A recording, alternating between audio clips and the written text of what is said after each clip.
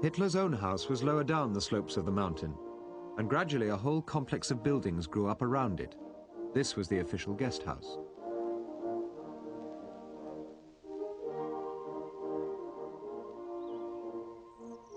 But all that remains of Hitler's own house, the Berghof, is rubble. The building demolished to prevent it becoming a memorial, and quick-growing trees planted to obscure the famous view. When Hitler stayed here, as well as when he was in Berlin, the whole Nazi regime revolved around him. His personality determined the way in which Germany was governed. And his was not the daily regime of a workaholic. Hitler was indolent, as those who worked closely for him discovered. Hitler normally appeared shortly before lunch, quickly read through the newspaper cuttings of Reich Press Chief Dietrich, and then went into lunch. When Hitler stayed at the Obersalzberg, it was even worse. There he never left his room before 2 in the afternoon. Then he went into lunch. He spent most afternoons taking a walk. In the evenings, straight after dinner, there were films. In the 12 years of his rule in Germany, Hitler produced the biggest confusion in government that has ever existed in a civilized state. I've sometimes secured decisions from him, even ones about important matters, without his ever asking to see the relevant files. He took the view that many things sorted themselves out on their own, if one did not interfere.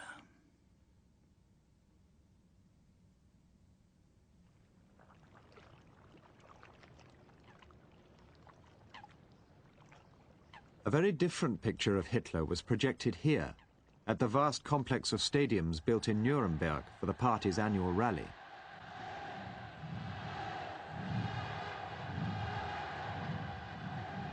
What the public saw of Hitler in Nuremberg in the 1930s was a confident and strong leader whose oratory promised a new, dynamic and powerful Germany.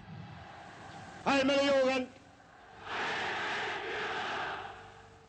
Wir wollen ein Volk sein. Und ihr, meine Jugend, sollt dieses Volk nun werden. Ihr könnt nicht anders sein, als mit uns verbunden.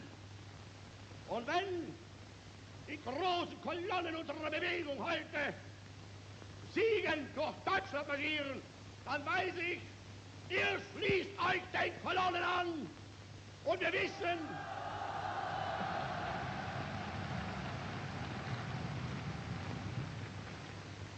vor uns liegt Deutschland, in uns marschiert Deutschland und hinter uns kommt Deutschland.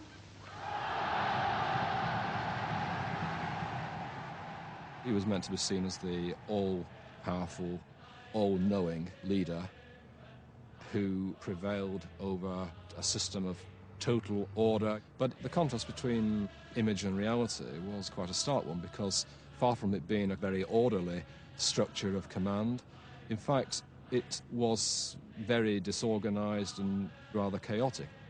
It is really quite a remarkable system, if you can call it a system at all, of one where there is no collective government, but yet where the head of state himself actually doesn't spend all his time dictating.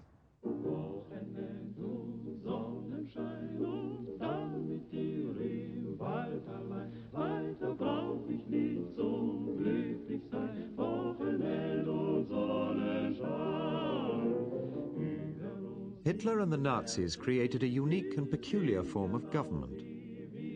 Hitler was surrounded by acolytes who knew that their future depended on finding a way to please their Führer. They strove always to be near him, accompanying him on whatever trips took his fancy.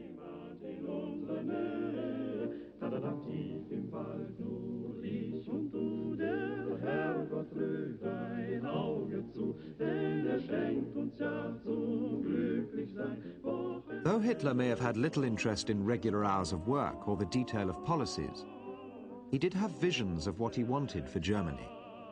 And as Hitler talked in an endless monologue, ambitious Nazis would listen to him closely.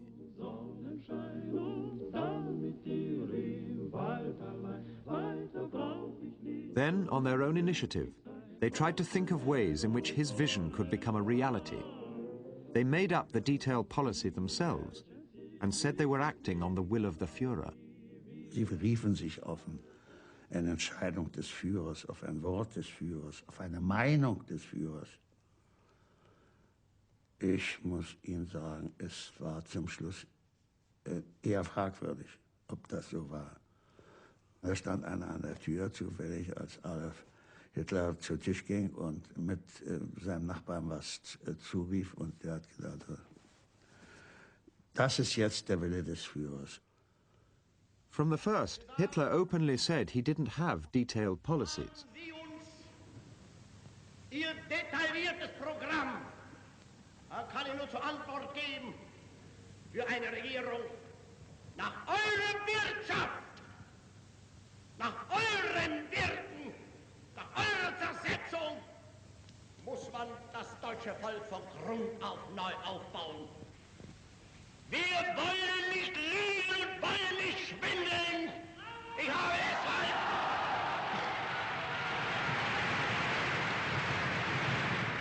habe deshalb es abgelehnt, jemals vor dieses Volk hinzutreten und billige Versprechungen zu geben.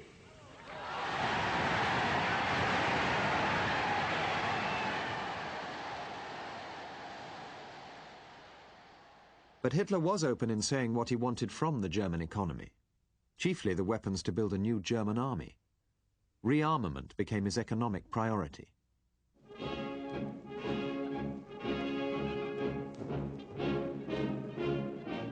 The Nazis increased the army's budget so much in their first year of power that the army wasn't even able to spend all of it.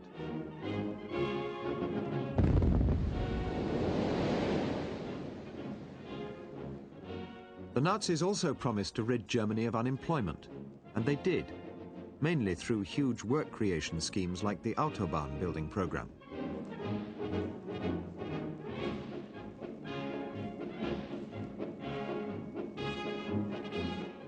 But building armaments and Autobahns could only be a short-term solution to Germany's economic problems. Es kam ja durch Bau der Autobahn kein einziges Tütchen Kaffee, kein einziges Brötchen in das Schaufenster, was zum Verkauf bestimmt war. Für den Fachmann heißt das, beide Komplexe wurden ausschließlich auf Inflationsbasis finanziert. Die Bevölkerung sah das zunächst nicht ein, weil die Durchschauung dieser monetären Zusammenhänge für den Mann auf der Straße zu kompliziert ist. It would take time for these inflationary pressures to be felt, and so for the moment everything looked rosy. Especially when in 1936 Hitler ordered German troops to re-enter the demilitarized portion of Germany, the Rhineland. There was little international protest. Germans saw all this as one more sign that their country was regaining its self-respect. Eine positive Sache war das auf alle Fälle. Ja, warum sind denn die Massen letztendlich dann nachher diesem Mann zugelaufen? Warum? Muss doch einen Grund gehabt haben. Und es war ja auch so, es verbesserte sich so manches. Alles ist ein bisschen besser geworden. Also ich kann es nicht so nachempfinden, ich weiß es nur rein von unserem persönlichen Haushalt her. Es ist aufwärts gegangen. Und, ich fand die Zeit besser. Also besser, wie muss ich sagen, sicherer, besser als heute. Aber das zu sagen, ist natürlich ein Risiko. Aber ich sag's trotzdem.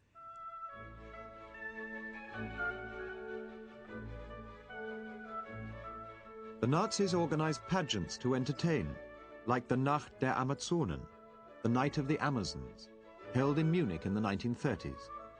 Celebrations in which only those the Nazis considered racially pure could participate. Ich war Madame Pompadour, sehr ausgeschnitten, schönes Dekolleté mit einem Reifrock. Ich empfand es schön.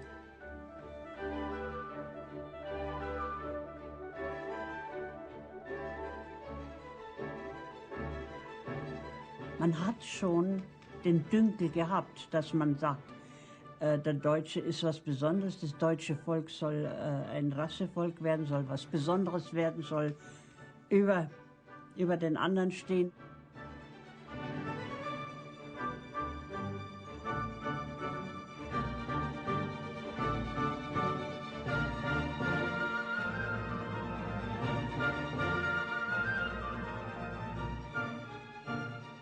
Die Mädchen ebenso, wie Gott sie geschaffen hat. Wie es ja auch in den Kirchen zum Beispiel, die Sixtinische Kapelle, die sind ja auch nackt. Die sind alle nackt. Ne?